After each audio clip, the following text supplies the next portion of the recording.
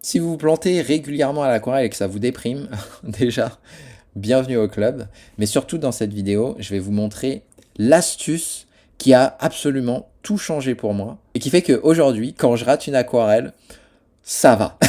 Je vais pas dire que c'est le nirvana, mais franchement, par rapport à ce que je ressentais avant où je me sentais mais vraiment nul, aujourd'hui, ça va. Tout a commencé avec ce sujet que j'ai fait lors d'un live avec les élèves. Et si vous voulez connaître la méthode qui me permet de réaliser n'importe quel sujet à l'aquarelle, cliquez sur le lien juste en dessous de cette vidéo. Et donc ce sujet était le sujet d'un élève. Et sur le coup, je me disais que ça serait pas mal de peindre le côté brumeux au niveau de la montagne. Et finalement, quand j'ai vu que la brume ne ressortait pas tant que ça, ce qui ressortait, c'était surtout le ciel. En plus, les élèves m'ont dit, le ciel, quand même, il ressort pas mal, il y a une belle lumière dans le ciel, ça serait quand même bien de la rendre. Ok, j'ai appliqué la méthode sur le ciel, du coup. Et la technique que j'ai utilisée dans ma bande-annonce, la bande-annonce, c'est un peu le film mental pour planifier mon aquarelle.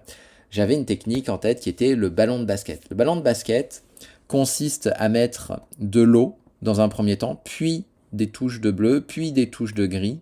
Et à la fin, j'obtiens ce type de ciel, qui est pas moche en soi, mais je trouvais que le bleu était quand même pas mal dissocié. Là, on avait peut-être un petit peu trop de blanc. Les nuages, ils avaient une forme informe. Donc pour moi, ça fonctionnait pas trop bien. Et après, comme j'avais une méga tache ici, je ne sais pas comment elle était arrivée ici. Mais bon, bref, j'ai eu cette méga tâche. J'ai inversé les montagnes de telle manière à ce que ici elle est à droite.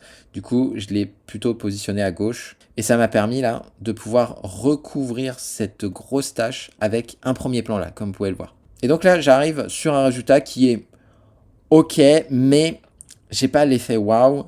Même plutôt, je suis assez déçu de ce que j'ai réalisé. Et là, je me dis, bon, ouais. Je dis aux élèves, ouais, franchement, ça fonctionne pas bien ce truc-là. Je crois que la technique du ballon de basket, le ballon de basket, je me le suis pris en pleine tête. Bref, ça fonctionne pas bien. Et là, une élève me dit, ah mais tu sais, au niveau du ciel, là, on a une lumière dans le ciel, mais c'est vrai que la lumière, elle n'est pas forcément évidente. Comment t'aurais pu faire pour avoir cette belle lumière là, peut-être avec des couleurs un petit peu plus chaudes? Et c'est vrai que si vous regardez le sujet de plus près, eh bien, on peut voir en zoomant sur le, le nuage ici, on peut voir qu'il y a une grosse lumière là sur le nuage, et juste ici, on a des couleurs un petit peu plus chaudes.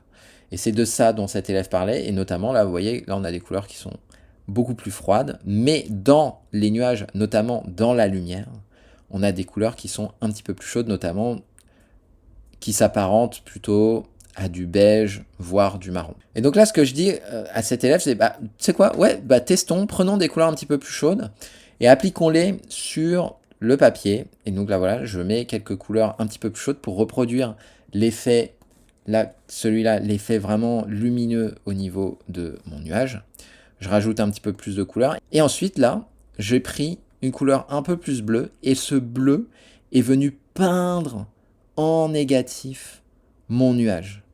Et là, en faisant ça, eh bien, vous allez voir que le nuage commence à apparaître. Et voilà le résultat, en appliquant aussi un petit peu de bleu en bas. Eh bien, ici, on a une superbe lumière au niveau du nuage par rapport au vieux nuage que j'avais obtenu avec mon premier essai. Enfin bon, bref.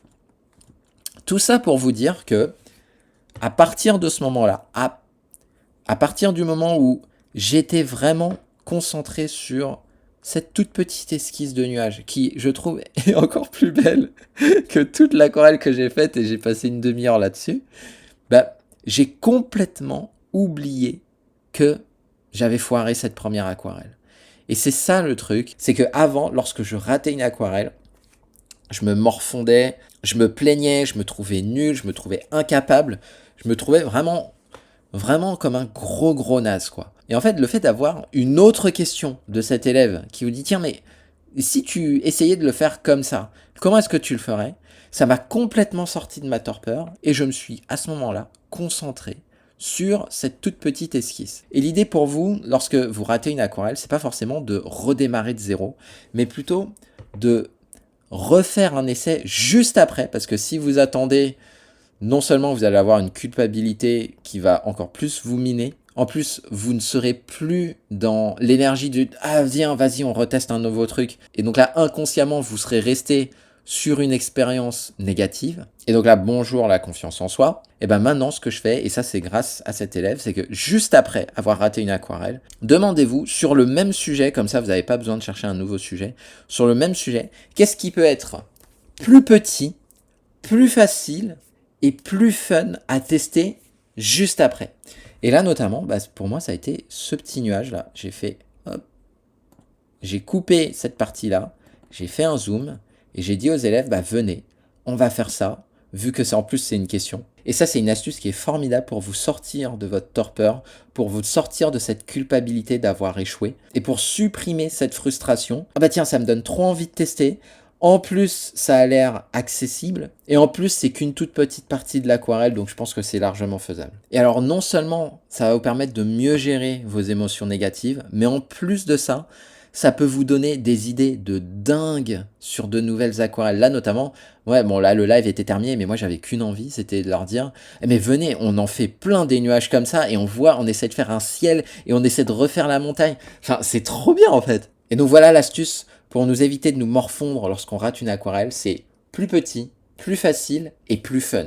Et maintenant que vous connaissez cette astuce qui ouvre la porte à plein de nouvelles aquarelles, il vous reste plus qu'à découvrir le déclic qui m'a permis de peindre plus de 1000 aquarelles sans aucun tutoriel, sans aucune école d'art et sans aucun talent inné. Pour ça, il vous suffit de cliquer sur la vidéo qui s'affiche sur cet écran. Et pour faire ce type d'aquarelle ou ce genre de petites esquisses, j'utilise la même méthode, suivie par plus de 1000 élèves, et qui vous permet de réaliser de sublimes aquarelles à partir de vos propres photos et sans aucun tuto. Pour la découvrir, il vous suffit de cliquer sur le lien juste en dessous en description de cette vidéo.